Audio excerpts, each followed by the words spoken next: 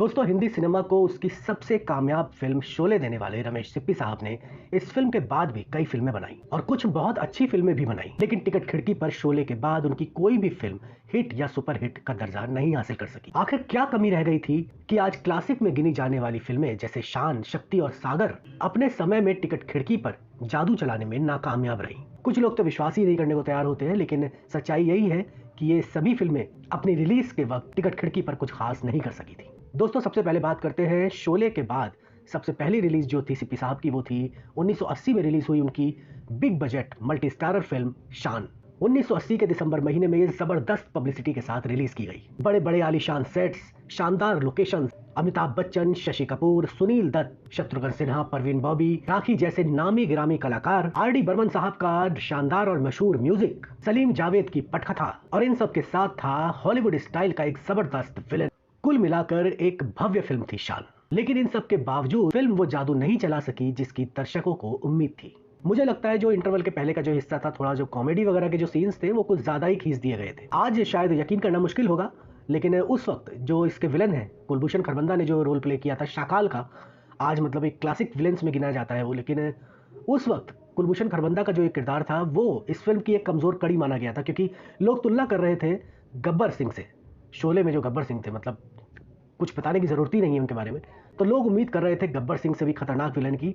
तो शाकाल उस वक्त दर्शकों को ज्यादा पसंद नहीं आए थे और सबसे बड़ा कारण तो यही था कि दर्शक शान की तुलना किसी और से नहीं बल्कि शोले से कर रहे थे, और यही तुलना, यही कंपैरिजन शायद शान की असफलता का कारण भी बना। शान ने टिकट खिड़की पर जबरदस्त शानदार शुरुआत की, लेकिन कुल मिलाकर ये सिर्फ अपनी लागत ही निकाल सकी। हालांकि रिपीट रन में शान का जो प्रदर्शन था वो काफी बेटर था। मुझे भी ये फिल्म सिनेमाघर में देखने का मौका मिला था। ये 2004 या 5 की बात है। मुंबई में था मैं उस वक्त। शान नए प्रिंट्स के साथ मल्टीप्लेक्सेस में भी रिलीज हुई थी, तो उस वक्त मैंने 3 बार ये फिल्म थिएटर में देखी। 2 बार देखी मैंने अनुपम सिनेमा गोरेगांव में और 1 बार देखी थी फेम एडलैब्स अंधेरी में। शान के बाद रमेश सिप्पी साहब की एक और बहुत ही महत्वाकांक्षी फिल्म रिलीज हुई शक्ति, जिसमें पहली बार नजर आए साथ में अभिनय सम्राट दिलीप कुमार और हिंदी सिनेमा के सबसे बड़े सुपरस्टार अमिताभ बच्चन। जाहिर है दर्शकों के साथ साथ फिल्म में काम करने वाले कलाकारों और फिल्म बनाने वालों को सभी को इस फिल्म से काफी उम्मीदें बंधी हुई थी। ये फिल्म 1982 के अक्टूबर महीने में शानदार रिस्पांस के साथ रिलीज हुई। लेकिन इस बार क्या कमी रह गई कि ये फिल्म भी टिकट खिड़की पर उम्मीद के मुताबिक प्रदर्शन नहीं कर पाई। दरअसल अगर देखा जाए तो शक्ति सही मायनों में रमेश सिप्पी साहब की सबसे बेहतरीन फिल्मों में से एक है और इसमें कोई शक नहीं है। लेकिन उस वक्त मल्टीप्लेक्स का दौर नहीं था, सिंगल स्क्रीन का जमाना था, जिनमें ज्यादातर दर्शक जाते थे अपने परिवार और अपने यार दोस्तों के साथ अपनी रोजमर्रा की परेशानियों को भूलकर 3 घंटे सिर्फ मनोरंजन के लिए। और शायद यही मेन रीजन रहा शक्ति के ना चलने का। ऐसा नहीं था कि क्लास दर्शक उस वक्त नहीं थे, बिल्कुल थे, लेकिन सीमित। शक्ति को भी बड़े शहरों में खूब पसंद किया गया। लेकिन ये फिल्म कोई अंगूर खट्टा मीठा या छोटी सी बात जैसी कोई लो बजट फिल्म तो थी नहीं, बल्कि एक बड़ी और महंगी फिल्म थी। और इसी वजह से ये फिल्म कुल मिलाकर सिर्फ अपनी लागत ही निकाल पाई थी। इसका एक एग्जाम्पल भी देखने को मुझे रियल लाइफ में मिला था।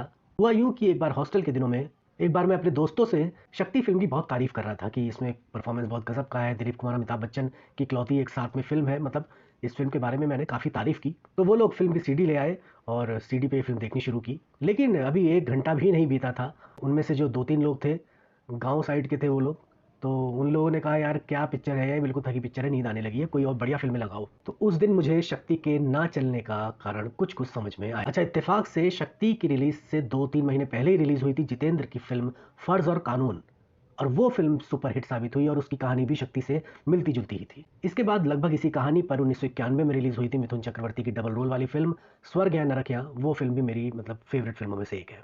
मिथुन दा का लाजवाब परफॉर्मेंस था उसमें। दोस्तों, शान और शक्ति के बाद सिप्पी साहब की फिल्म रिलीज हुई सागर। फिर से एक बेहतरीन फिल्म, बहुत ही बढ़िया फिल्म, शानदार म्यूजिक, शानदार परफॉर्मेंसेस, कमल हासन, ऋषि कपूर, डिम्पल कपाड़िया, मतलब सभी का परफॉर्मेंस बहुत ही जबरदस्त था।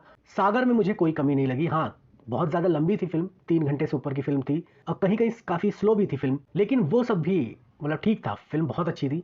लेकिन जो इसका जो मुझे मतलब वीक पॉइंट, माइनस पॉइंट लगा, वो था इस फिल्म के जो विलन थे। एज एन एक्टर बहुत अच्छे एक्टर हैं शफी इनामदार साहब, अब नहीं है इस दुनिया में, लेकिन इस फिल्म में मेन विलन के तौर पर मतलब वो मुझे थोड़ा कमजोर कड़ी लगे। ये फिल्म बहुत बढ़िया है। फिल्म ने बहुत सारे अवार्ड्स जीते, तारीफें बटोरी, लेकिन टिकट खिड़की पर यह फिल्म भी कुछ खास नहीं कर सकी। तो दोस्तों, शान, शक्ति, सागर भले ही बॉक्स ऑफिस पर ज्यादा नहीं चल सकी, लेकिन ये तीनों ही फिल्में बेहतरीन थी। लेकिन इन फिल्मों के बाद रमेश सिप्पी साहब का जो फिल्मी करियर है वो बिल्कुल ढलान पे आता चला गया। भ्रष्टाचार, अकेला और फिर उनकी जो लास्ट फिल्म थी वो तो एकदम ही बेकार थी, ज़माना दीवाना। उसको देखकर तो लगा ही नहीं कि हम मतलब सिप्पी साहब की फिल्म देख रहे हैं। बहुत ही बकवास फिल्म थी। लेकिन हाँ, इस बीच सिप्पी साहब दूरदर्शन के लिए एक यादगार और बेहद मशहूर सीरियल बनाया था, बुनियाद।